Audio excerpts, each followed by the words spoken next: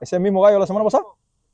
Oye, este gallo está, ese gallo va a cantar y va a predicar aquí. Espero que yo ¿cómo es? Que yo no pueda, yo no niegue a nadie antes de que el gallo cante.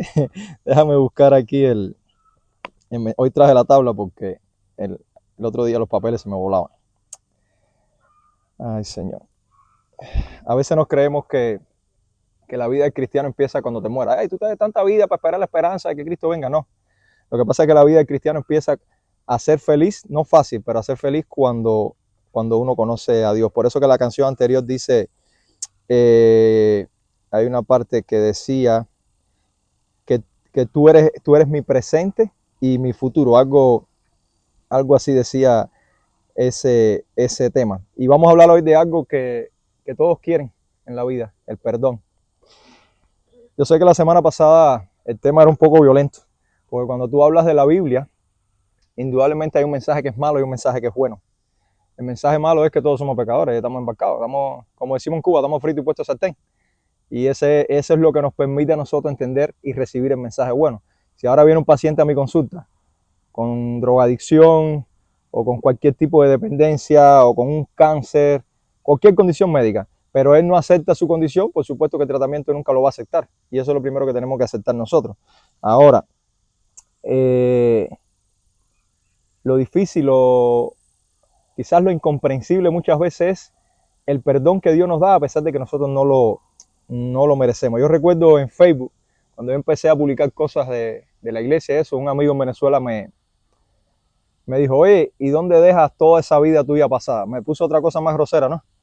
Pero me dijo, tú estás hablando de estas cosas y ¿dónde dejas toda esa vida tuya pasada de desastres en tu vida que muchos de ustedes conocen? Y yo le dije, lo que pasa es que a mí Dios me perdonó. A mí Dios me perdonó y yo tengo la valentía ahora, gracias a Cristo, de poder hablar de esto, porque Dios a mí me perdonó. Y el mensaje yo lo iba a llamar, este mensaje lo iba a titular, yo he sido perdonado. Pero lo cambié el título y le puse el perdón más grande. En Venezuela hay un dicho que decía, estás más contento que marido recién perdonado. Cuando mete la pata y la mujer lo perdona, entonces la persona, bueno, este es el perdón más grande. Tristemente, en el mundo, en el argot popular, la gente dice, no, yo no voy a Dios porque yo necesito mejorar. Yo necesito cambiar primero para ir a Dios. Yo creo que eso es una de las patrañas más grandes que ha hecho Satanás en el mundo cristiano y en la población en general, porque al final tú no vas a poder hacer nada por ti mismo para poder acercarte a Dios. El proceso es al revés. El proceso es acercarte a Dios en la condición que tú tengas, sea cual sea, como lo hice yo, y entonces Dios te va a perdonar y Él te va a restaurar, te va a levantar. ¿Por qué? Porque el recibimiento del perdón de Dios no depende de nuestros esfuerzos, depende de la misericordia de Dios. La Biblia dice que las misericordias de Dios se renuevan cada mañana. Es como un cuento que yo escuché. Tú vas al gallinero aquí, recoges huevos todas las mañanas, guardas en el frío y al otro día las gallinas volvieron a poner y volviste a recoger huevos. Cada mañana Dios pone misericordias nuevas en ti y te dice, ¿verdad que ayer lo hiciste peor que el día anterior? Aunque tú te creas que lo hiciste bien, pero yo pongo misericordia nueva cada mañana en ti. Y para eso hay un pasaje que está en el libro de Isaías, solo para que entiendan. Isaías predicó 750 años antes de Cristo. De hecho, fue uno de los profetas que predicó la cruz cuando la cruz no era un método de tortura. 750 años cuando a nadie se clavaba en un madero. Isaías predicó que a Cristo lo iban a matar, que el Mesías lo iba a matar y iba a ser en un madero. Él no dice la palabra cruz, pero dice una madera. Pero en Isaías, el primer capítulo, él hace un resumen de la condición de Israel y en el versículo 18 miran lo que dice. Le dice a Israel, venid ahora y razonemos, dice el Señor, aunque vuestros pecados sean como la grana, como la nieve serán emblanquecidos, aunque sean rojos como el carmesí, como blanca lana quedarán. Si queréis y obedecéis, comeréis de lo mejor de la tierra, pero si rehusáis y os rebeláis, por la espada seréis devorados. Ciertamente la boca del Señor ha hablado. Amado Padre, te ruego que en este momento me ayudes, Señor, a predicar tu palabra. No me permitas desviar mi izquierda ni a derecha y perfecciónate en mi debilidad para hacer esto, Señor. Te lo pido en el nombre de Jesús. Amén. ¿Cuál es la condición de cada uno de nosotros? Junior, te puedes sentar en el medio y ayuda a los dos a buscar el índice. ¿Cuál es la condición de cada uno de nosotros cuando venimos a buscar a Dios. ¿En qué condición estamos? Todos somos pecadores, pero los pecados son distintos. Los pecados varían en muchas cosas, desde la más simple mentira hasta el asesinato. Ahora, delante de Dios nada de eso tiene un rango. Para Dios es lo mismo mentiroso que un asesino. No hay cambio. Por eso es que nosotros como humanos no entendemos. Por eso es que nosotros como humanos no entendemos que Dios puede perdonar a un asesino en serie. Tú vas al Museo de la Biblia en Washington. Tú vas al Museo de la Biblia en Washington y hay un salón específico para todos los asesinos en serie que se han convertido al cristianismo y la obra que ellos hicieron después. Sí, ellos todavía tienen que pagar su prisión, pero delante de Dios fueron perdonados. ¿Por qué? Porque para Dios da lo mismo una mentira que un asesinato. Pero Dios te dice, vengamos ahora, como dice este pasaje, venid y razonemos, que de hecho es un concepto legal que está aplicando Dios ahí. Y fíjense si es importante lo que Dios está diciéndole, que si tú lees ese capítulo desde el versículo 1, cuando Isaías empieza a predicar, empieza a ver la condición de Israel. Fíjense la condición de un pueblo que había sido seleccionado por Dios. Dice Isaías desde el capítulo 1, versículo 2. Dice, oíd cielos y escuchad tierra, porque el Señor habla. Y empieza a hablar de Israel. Hijos crié y los hice crecer, mas ellos se han rebelado contra mí. Es lo primero que hicieron. El buey conoce a su dueño y el asno el pesebre de su amo, pero Israel no conoce. Mi pueblo no tiene entendimiento. Hay nación pecadora, pueblo cargado de iniquidad o maldad, generación de malvados, hijos corrompidos. Han abandonado al Señor, han despreciado al Santo de Israel, se han apartado de él. Y en el versículo 15 le dice, vuestras manos están llenas de sangre. ¿Creen ustedes que cualquiera de nosotros estaríamos igual o peor que Israel? A pesar de que Israel estaba así, de hecho, esto le costó a Israel, esta condición le costó a Israel 70 años de destierro a Babilonia, por una serie de procesos que pasaron. Cuando tú lees el libro de Isaías te vas a dar cuenta de lo que pasó después. Pero a pesar de eso, en el versículo 18, Dios le dice, venid ahora y razonemos. Es como venid y vamos a ponernos a cuenta, venid, ven y vamos a analizar qué es lo que hay que hacer. Lo que me llama la atención es que es Dios siempre el que toma la iniciativa. Siempre en la historia Dios ha tomado la iniciativa de buscar a la gente que está en pecado, de una forma u otra, a través de un amigo, a través de una iglesia, a través de una situación particular que te esté pasando. Dios las utiliza y las mueve. Bueno, les conté una vez que, o creo que se lo contaba yo aquí en la casa, que Dios utilizó un burro que habló para llamar la atención de un profeta falso. Y nos reíamos por el caso de burro Kiko. Ahora, ¿cuál es la función del ser humano? ¿Cuál es la función del ser humano pecador? Escuchar el llamado y obedecer el llamado de Dios.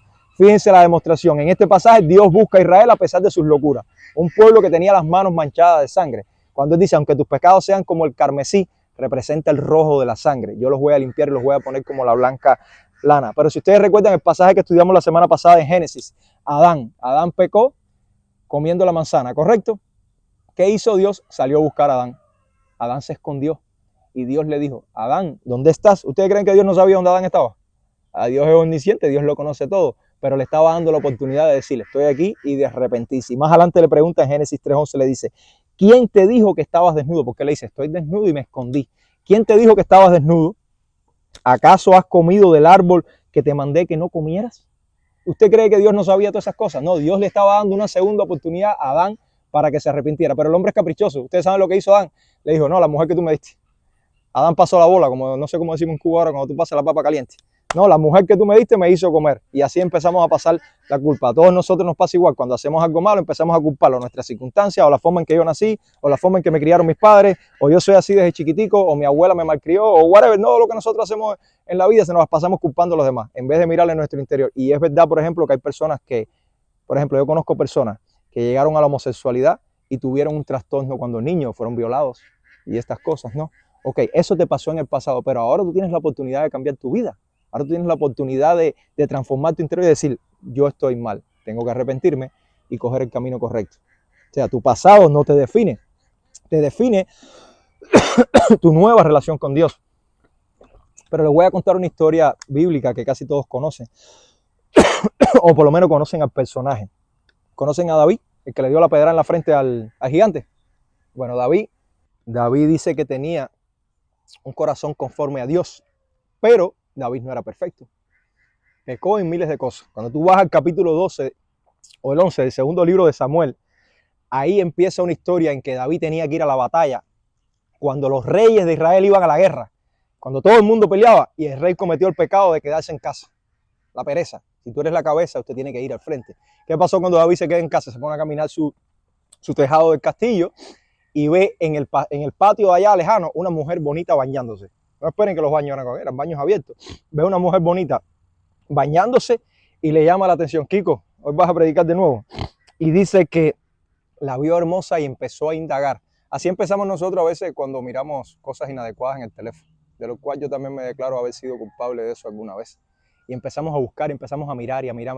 Cuando la cuestión con David fue, tomó la mujer para sí, la embarazó. La mujer era casada con uno de sus generales.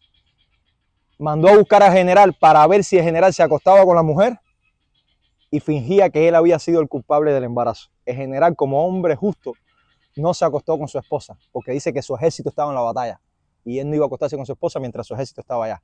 David le dio una carta al general y le dijo, llévaselo al comandante de todas las tropas, que era el amigo de David. Cuando el comandante recibe la carta decía, pongan a Urías, que es el marido de Betsabé, la mujer de la que estamos hablando, al combate al frente, y cuando la batalla se ponga dura, déjenlo para que lo maten. Fíjense lo que hizo el hombre. Y todo empezó por la pereza. De hecho, tengo algo aquí que les voy a dar al final, que se llama las 10 leyes del pecado. La Biblia dice que si tú violas o cometes un pecado o violas uno de los mandamientos de la ley, te haces transgresor de todo. Y si no, séle infiel a tu pareja para que veas cómo puede ocurrir que tú puedes llegar a cometer asesinato si alguien te descubre y se lo va a decir a tu esposa o a tu esposo. Un solo pecado te hace transgresor de toda la ley. Y esto le pasó a David. Resulta que Dios, como siempre es él el que busca a las personas, mandó meses después, porque David pensó que todo había pasado, mandó meses después al profeta Natán a llamarle la atención a David. El profeta Natán llega, le hace una historia a David, David culpa al personaje malo de la historia y Natán le dice, tú eres el culpable, tú eres ese personaje malo, le robaste la única mujer que tenía él y tú tenías otras mujeres y tú le robaste la única y lo mandaste a matar. David, ¿qué hace? Se pone orgulloso y pasa la bola, no hizo como Adán. David dijo, he pecado contra el Señor y se arrepintió. Y es verdad que tuvo que asumir las consecuencias de su pecado. Le costó la muerte de 4 hijos. Le costó que un hijo violara a una de sus hijas. Una serie de cosas, pero Dios lo perdonó. Pero todo empezó porque Dios buscó a David. Como le dijo a Israel, ven y pongámonos a cuenta. Lo mismo nos hace Dios a nosotros, porque Dios es un Dios de segunda oportunidades. Dios siempre te toca la puerta y te busca. Y te busca y te llama y te llama. Va a llegar un momento que va a pasar como el faraón. Te mandan 10 plagas y tú no quieres hacer caso. ¿Qué dice Dios? Retiro entonces mi llamado y te dejo a la deriva. Por eso es que el capítulo 1 de Romanos dice, y Dios los dejó hacer lo que le da la gana, porque ya no querían entender. Ya no querían hacer caso. Ese es el castigo que peor puede darle Dios a una persona. Retirar su protección y dejarte a la deriva. Es como cuando tú le dices a un muchacho, bueno, haz lo que te dé la gana para que tú veas que te vas a caer y te vas a partir la cabeza. Y generalmente pasa. Generalmente pasa. Y lo mismo pasa con nosotros los hombres. Ahora, la condición inicial de nosotros no es cambiar para venir a Dios. No es esperar estar bien para conciliarte con Dios.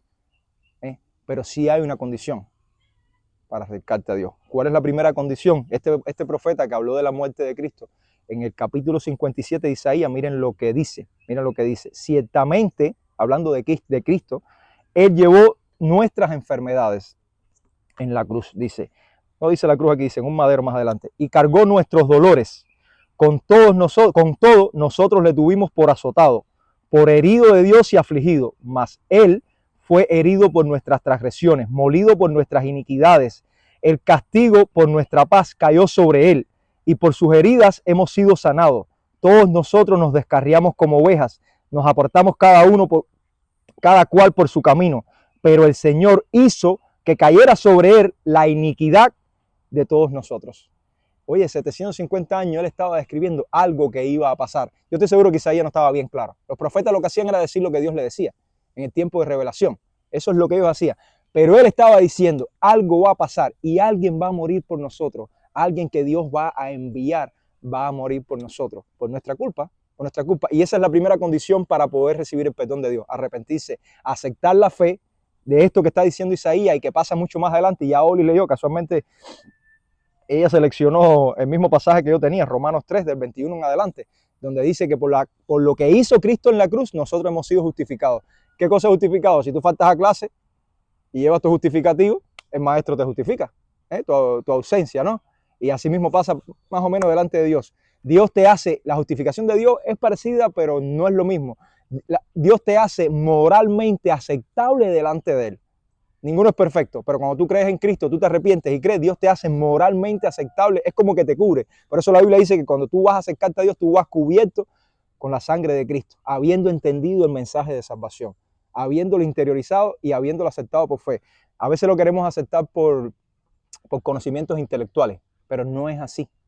No es por conocimientos intelectuales, imposible. Es como, por ejemplo, el que acepte la teoría de la evolución, tiene que tener fe en eso, porque no está demostrada 100%. Lo mismo que la teoría del Big Bang y todo eso. Todos los científicos tienen fe en lo que ellos están investigando, porque son métodos que no se pueden replicar, no se pueden repetir. Por tanto, la Biblia dice, en esto tú tienes que tener fe. Como le dije la semana pasada, sin fe nadie puede agradar al Señor. ¿En qué? En Cristo. Esa es la primera condición, tener fe en lo que Cristo hizo por nosotros. Ay, yo no estaba ahí. La Biblia dice que Cristo pagó los pecados pasados, los pecados presentes y los pecados futuros de cada uno de nosotros. O sea, tú no estabas ahí, pero tú eras pecador también. Ibas a ser pecador cuando Cristo vino a este mundo. Y lo otro que tenemos que hacer, es este mismo pasaje de Isaías 1, dice el versículo 19, que fue el que abrieron ahorita, dice, si queréis y obedecer, le está diciendo a Israel esto, si ustedes quieren y obedecen, comerán lo mejor de la tierra. ¿Tú quieres que te vaya bien? Obedece. Primero quiere y después obedece. Arrepiéntete de no haber creído, arrepiéntete de todo lo malo que has hecho y ahora sigue el camino correcto de Dios. La palabra que utilizan en el Nuevo Testamento, los escritores del Nuevo Testamento para arrepentimiento es la palabra griega metanoia. Metanoia no es remordimiento, no es el simple remordimiento.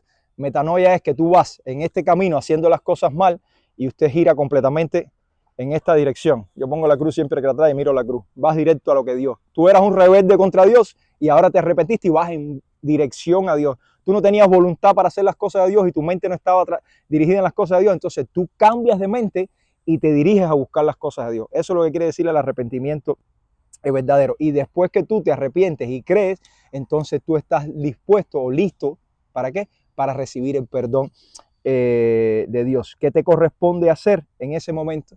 Empezar a hacer buenas obras.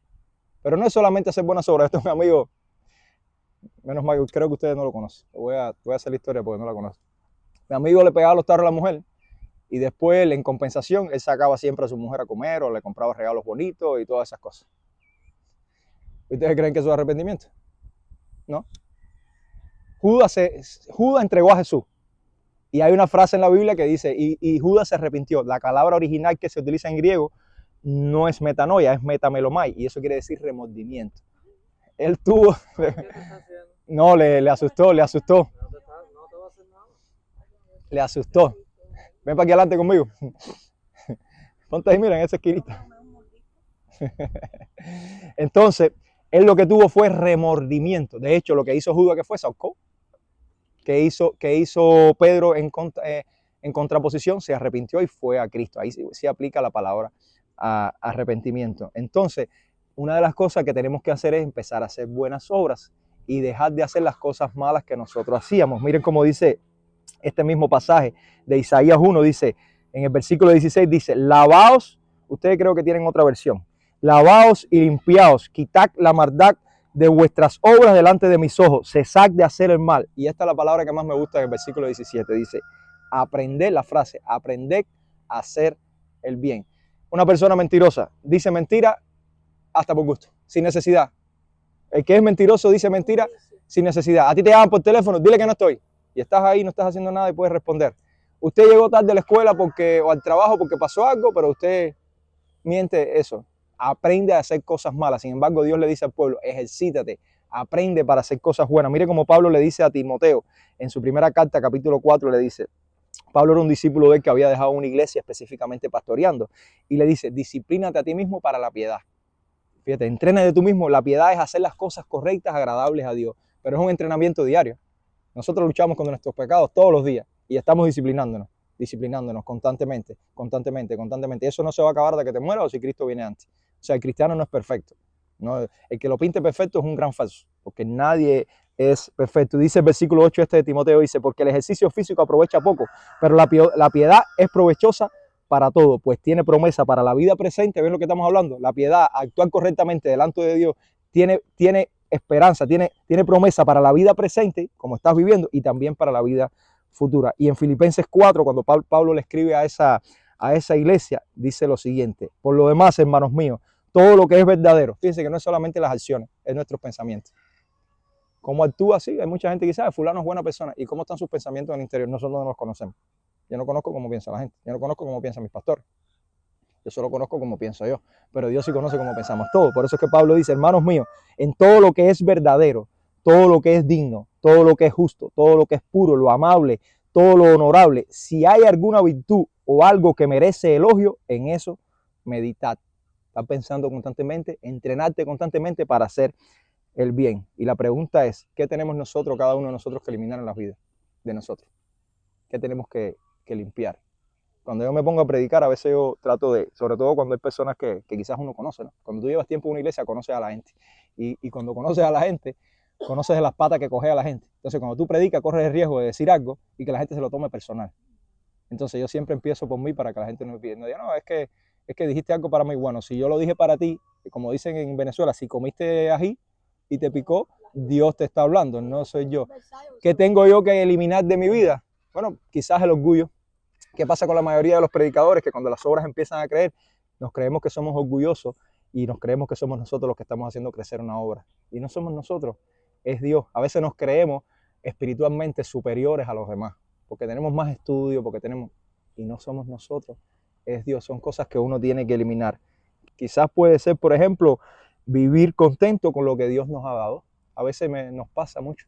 No nos conformamos con esta botella de agua que Dios me dio. ¿Queremos la otra botella de agua? Y con 3 todavía no nos conformamos. Hay que ser más agradecidos. Tenemos que ser más pacientes, tenemos que ser más bondadosos, hacer lo que Dios le agrada. Dice la palabra de Dios que a Dios le agrada el dador alegre.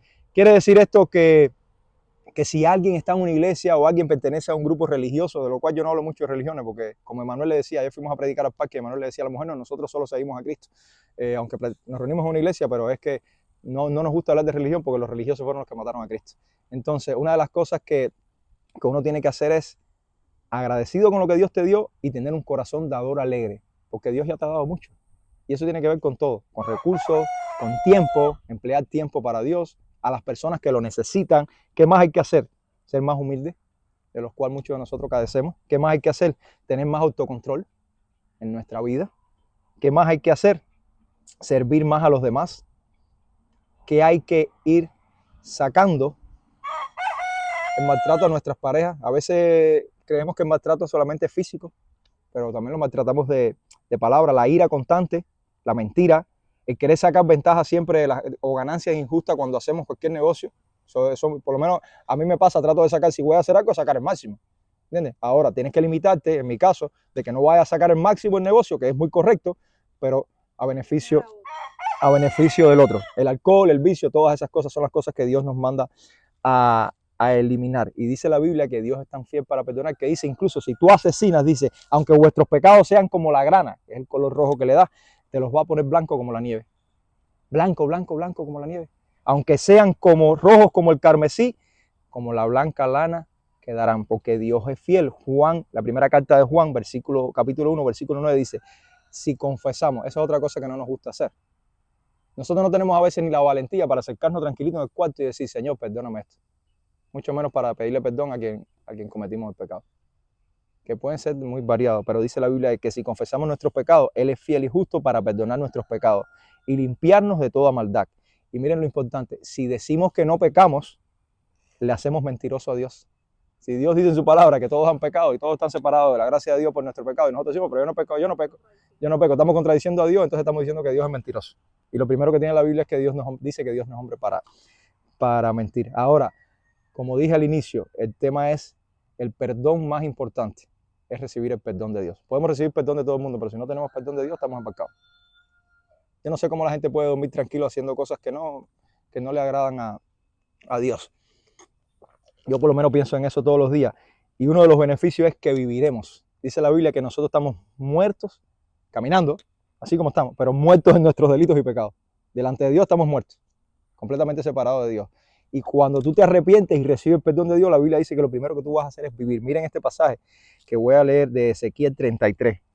Ezequiel predicó más o menos la misma situación, un poquito después de Isaías, pero Israel estaba viviendo lo mismo, siendo deportado a Babilonia. Ya Ezequiel había sido deportado en la segunda deportación y estaba afuera predicándole. Y el capítulo 33, versículo dice, habla primero de la persona que se cree buena persona y que se cree que va a llegar a alcanzar a Dios por sus buenas obras. Y Dios le dice en la segunda parte, bueno, sin embargo, en cambio, si digo al malvado, morirás, pero luego él se convierte de su pecado y actúa con justicia y rectitud y devuelve lo que tomó en prenda y restituye lo que robó y obedece los estatutos de vida sin cometer ninguna iniquidad, ciertamente vivirá y no morirá. Ese es el primer beneficio. Andamos muertos en nuestros delitos y pecados y lo primero que vamos a hacer es vivir. Si nos arrepentimos y dejamos de hacer todo. Él está usando cosas específicas que pasaban en Israel. Imagínense un pueblo que había sido llamado a ser el pueblo de Dios, a ser santo. La palabra santo quiere decir separado de todo mal. A ser un ejemplo, y lo que estaba haciendo era matando a sus hermanos. Ustedes saben que esa gente sacrificaba niños en contra de todo lo que Dios mandó. Sacrificaban niños. Y por eso Dios le dice, tiene las manos embarradas de sangre. Mataban a los profetas que Dios mandaba a hablarle la verdad, pero a nadie le gusta que le digan la verdad en la cara. A nadie le gusta que le digan la verdad. Entonces ellos lo que hacían era los mataba. Y él le dice, en esta situación, si robabas, devuelve lo que robaste. Si no obedecías la ley de Dios, empieza a obedecer la ley de Dios y no morirás. Y el versículo 16 dice, no se tomará en cuenta contra él todos los pecados que antes cometió y vivirá por haber actuado con justicia y rectitud. No moriremos, es el primer beneficio. El segundo beneficio, estar en paz con Dios. Hoy leí un pasaje al principio que decía que Dios toma los pecados y los lanza al fondo del mar. ¿Tú sabías que la NASA antes estudiaba los océanos? ¿Sabías? La NASA antes estudiaba los océanos. La NASA no es que desistió, porque se sigue haciendo investigación, pero no con la misma potencia con el espacio. Me vino a la mente cuando Oli mencionaba eso, porque ni siquiera sabíamos que vamos a... Dios lanza esto tan profundo que él se olvida. Dice, para que nadie te lo saque. Y una de las cosas que hace Satanás todos los días, como el amigo mío en Facebook, acuérdate que tú eres un mujeriego. ¿Y dónde dejaste eso? Me dijo así. ¿Y dónde dejaste eso? Yo le dije, Dios me perdonó. Y eso es lo que hace Satanás todos los días. Acuérdate que tú eres esto. Acuérdate que tú eres un ladrón. Acuérdate que tú eres un mentiroso. Acuérdate que tú eres un orgulloso. Acuérdate que eres un avaricioso. Y ahí machucándote. Pero Dios dice, yo no. Tú te arrepientes, yo te perdono y cojo todos tus pecados. En Miquea dice, y los arrojarás a las profundidades del océano, a las profundidades del mar. Listo. Lo borré completamente. Y en el versículo 25 de Isaías 43 dice, yo soy el que borro tus rebeliones por amor de mí mismo. Fíjate que, ¿por qué Dios no va a fallar? Porque lo hace por amor de él. Por amor de él. Ni siquiera a veces por ti, porque él sabe que él no puede fallar cuando él hace las cosas. Dice, y no me acordaré de tus pecados jamás. ¿Alguien conoce la historia del hijo pródigo? ¿O lo han escuchado? El hijo que le pide al padre la herencia. Imagínate que yo venga, sea hijo tuyo y te pide una herencia hoy. Si yo dame la mitad de mis cosas. En ese tiempo eso representaba que yo quería que mi padre se muriera para quedarme con la mitad de las cosas. Pero imagínate, el hombre se la pidió. Se la pide. Y el padre, de buena gente, se la da. El hijo se va a gastarse. Ya la Biblia dice a gastárselo con prostitutas, a una vida mala. Llega al punto que cae tan bajo y se queda sin dinero que tiene que criar puercos. Criar puerco era un animal abominable en ese tiempo. Eso era detestable. Y el hombre estaba pasando tanta hambre que quería comerse las algarrobas. Mira, tú estás aquí también. Estamos hablando de puerco, es un puerco aquí. Oye, tremendo. Aquí hay un puerco. El hombre quería comerse las algarrobas que estaban comiendo los puercos. Fíjense el hambre. Y ustedes saben lo que dice el hombre. Se recuerda y dice, si yo estuviera en casa de mi padre, no estuviera pasando. Incluso los obreros de mi papá comen mejor que yo aquí. Se levantó, dice la Biblia, volvió en sí, volvió en él y corrió a su padre. El hombre no se lavó, ni se bañó, ni nada, salió corriendo. Nosotros queremos estar limpios para venir a Dios. No, el hijo pródigo nos enseña, tú no tienes que estar limpio, Dios te limpia. Lo primero que tú tienes que hacer es arrepentirte, decir, estoy mal ubicado delante de Dios, estoy mal parado delante de Dios y Dios me va a perdonar. Dios es un Dios fiel, es un Dios fiel para perdonar. Sus misericordias son nuevas cada mañana y hay un fruto importante o un beneficio que es eterno, que a veces lo olvidamos porque todo lo queremos tener aquí en la tierra. La Biblia dice que el reino de Dios no es nada terrenal. Fíjense que dice, el reino de Dios no es ni comida ni bebida, sino justicia y paz. Las cosas que son eternas. Esa es la más importante, aunque tenemos beneficio en la tierra. Miren lo que dice el último libro de la Biblia, Apocalipsis 4. Juan ve una visión Y Cristo le empieza a contar todo lo que está en esa visión y ve unos hombres vestidos de blanco alrededor del trono de Dios y le dice, ¿qué cosa es esto? Señor mío. Y dice, Señor mío, tú lo sabes. Y él me dijo, estos son los que vienen de la gran tribulación y han lavado sus vestiduras y las han emblanquecido en la sangre del Cordero. ¿Se acuerdan Isaías al principio que dice? Yo voy a lavarte, aunque tus pecados sean rojos, yo te voy a lavar y te voy a poner blanco como la nieve o blanco como la lana de las ovejas. Pues ese grupo de personas que está ahí describiendo Isaías son un grupo de personas que se arrepintieron, que creyeron en Cristo y tienen ese beneficio. ¿Cuándo vamos a morir? No sabemos. Pero el día que muera, tú vas a ser juzgado por Dios y ahí vas a tener lo que corresponde acorde a lo que Dios ha dado. Ahora, dice, por eso están estas personas delante del trono de Dios y le sirven día y noche en su templo. Y el que está sentado en el trono extenderá su tabernáculo sobre ellos. El tabernáculo era la mano protectora, todo lo que protegía a ese pueblo. Este era uno de los beneficios, es uno de los beneficios que recibe cuando nosotros somos perdonados por Dios. Por eso yo titulé el tema el perdón más importante. Pero quieren más de los beneficios. Versículo 16 dice que estas personas que van a estar ahí, dice, ya no tendrán más hambre ni sed, ni el sol los abatirá. Ayer había un calor, ayer fui a Eola Park a predicar y había un calor que estaba derretido y me venía esto a la mente que había yo resumido. Decía, oye, qué rico que ya el sol no me pegue tan duro aunque yo esté bajo el sol, porque dice que en el cielo la presencia de Dios no va a hacer falta ni sol. Dice que Cristo es la luz, a ti no te hace falta, de hecho Cristo creó todo, a ti no te hace falta la luz del sol. Dice que no habrá, el sol no los abatirá ni calor alguno. ¿Y cuál es el motivo? Porque no habrá calor, porque no tendrán sed, porque no pasarán hambre. Más adelante en otro pasaje dice, no habrá lágrima, no habrá llanto, no habrá enfermedad. Nada de eso, todo eso se acabará. Dice, pues el Cordero, hablando de Cristo, en medio del trono los pastoreará y los guiará a manantiales de agua de vida. Dios enjugará toda lágrima de sus ojos. La tristeza se va a acabar. Todos los días nosotros nos levantamos agobiados. Todos los días. De verdad que de una forma u otra yo abro los ojos y tengo esperanza en todo lo que hace yo, pero algo me preocupa. Siempre cuando me refiero a agobiado es que algo me preocupa. ¿Qué no hice ayer? ¿Qué se me olvidó hacer? Y es una preocupación constante. Cuando llegues al cielo, no es que vamos a estar ahí aburridos con un arpa, la gente sentada en una nube tocando, no.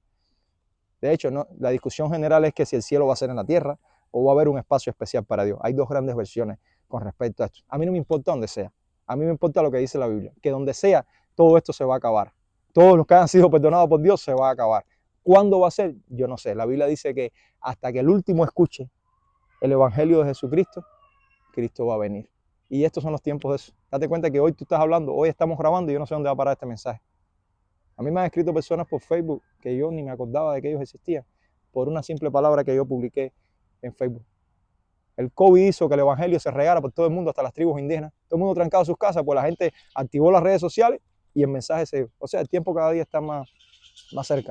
¿Qué tenemos que hacer? Estar preparados y recibir esa palabra que es el perdón más importante que podamos recibir. Yo no sé cuál es la condición de cada uno sabe su vida, lo que tiene, pero sí les recomiendo que busquen el perdón de Dios. Después viene lo demás. Y a veces toca, cuando Dios nos perdona, toca buscar el perdón de las demás personas. Y nos toca a nosotros perdonar, que no es un tema de hoy. A nosotros nos toca perdonar porque hemos sido perdonados. Ese no es el tema de hoy, esto lo podemos dejar un día, como nosotros tenemos la obligación de perdonar hasta 70 veces 7 al que nos ha maltratado. Eso son 490 veces. Imagínate a una persona que te maltrata todos los días, ¿cuántas veces hay que perdonar? Bueno, Dios murió en la cruz y dijo, Padre, perdónalo porque ellos no saben lo que hacen. Estaba diciéndoselo a los que estaban ahí abajo, que le estaban clavando. El Jesús histórico, el que resucitó, como dice la canción que cantamos, porque dice, cuando tu cuerpo resucitó desde el silencio, tu gran ruido quebró el poder de la muerte en mí, la victoria está en Cristo. Cristo resucitó, Mahoma no resucitó, Buda no resucitó. Vayan a la tumba de Jerusalén. Históricamente no hay nada, vacía. Vayan a adorar a Mahoma donde están los huesos de él. Vayan a adorar a Buda, pero Cristo resucitó. Si ninguna de esa gente resucitó, ¿qué va a resucitarme a mí? Si ninguna de esa gente pudo hacer nada por ellos, ¿qué va a hacer por nosotros? Pero Cristo resucitó. Y lo que tenemos que buscar es eso, el perdón que nos da Cristo a través de la cruz y su resurrección. Vamos a orar. ¿Alguien quiere orar por algo específico? ¿Por algún problema de salud o algo? ¿Emma? ¿Ya? ¿No? ¿No tienen algún motivo? Grace, ¿quieres orar por algo? ¿Por tu abuelito Máximo? Ok. ¿Vamos a orar algo más? Vamos a orar entonces. Dime. ¿Alguien específico o no? Ok. Vamos entonces a orar. Amado Señor, te damos gracias por la palabra que traíste hoy. Señor, dice tu palabra que donde hay dos o más reunidos en tu nombre, ahí estás tú. Gracias te damos porque aquí estamos más de dos hoy, Señor. Y tú has sido fiel y tu misericordia es eterna, Padre. Te quiero rogar, Señor, a esta hora porque tú siembres esta palabra en nuestros corazones y nos hagas obedientes a ella, Señor. Ayúdanos, Señor, a buscar tu perdón todos los días. Ayúdanos a recibirlo, pues no recibir tu perdón también es pecado, Señor. Ayúdanos a ponerlo en práctica también cada día, Señor, y vivir en consecuencia de lo que hemos aprendido el día de hoy. Te quiero rogar esencialmente, Señor, por los enfermos. Grace pidió oración, Señor, por su abuelo Máximo. Te ruego, Señor, que tú pongas tu mano sobre él y le permitas una pronta recuperación de todo esto que está pasando. Y sobre todo que entienda, Señor, que toda buena dádiva y toda la salud que puedas poner en él viene de ti, Señor. También te quiero orar por la salud de todos los miembros de la familia de Gladys, Señor, y todos los que ella conoce, los familiares cercanos a ella. Que tengan recuperación de cualquier dolencia que tengan, Señor, en este momento. Que tú pongas tu mano sobre ellos, Señor, y le des descanso, le des tranquilidad y le des paz en medio de las situaciones que están pasando. Bendice, Padre, nuestra nación. Bendice este sitio que has puesto para nosotros predicar tu palabra. Bendice, Señor, a Yoki que nos ha ayudado en esta empresa, Señor. Utilízalo para tu honra y gloria, Señor, y darle paz que sobrepasa todo entendimiento en cualquier situación y sabiduría para tomar decisiones sabias en todo lo que él hace en su vida, Señor. Agradecemos grandemente, Señor, que tú hayas puesto este espacio para que tu mensaje sea predicado hasta los confines de la tierra, Señor. Bendice nuestro país, no solo este que nos ha acogido, Señor, con amor y nos permite hacer estas cosas, sino nuestros países de orígenes también, que están pasando tantas dificultades, Padre. Te ruego especialmente por los cuerpos de seguridad en esta nación, ahora que las clases empezaron, Señor, para que protejan a nuestros hijos, para que protejan a nuestros niños de cualquier maldad, de cualquier agresión, ya sea física, Señor, o cualquier agresión moral, espiritual. Sabemos, Señor, que no de todos es el bien y ellos están siendo agredidos en todos los escenarios, Señor. Y a los padres, Señor, dando la fortaleza para guiarlos en bien. Ahora, Señor, que regresamos a nuestros hogares, bendícenos, Señor, y permite que regresemos con bien y que podamos seguir contando de tu misericordia cada mañana. En el nombre de Jesús, amén.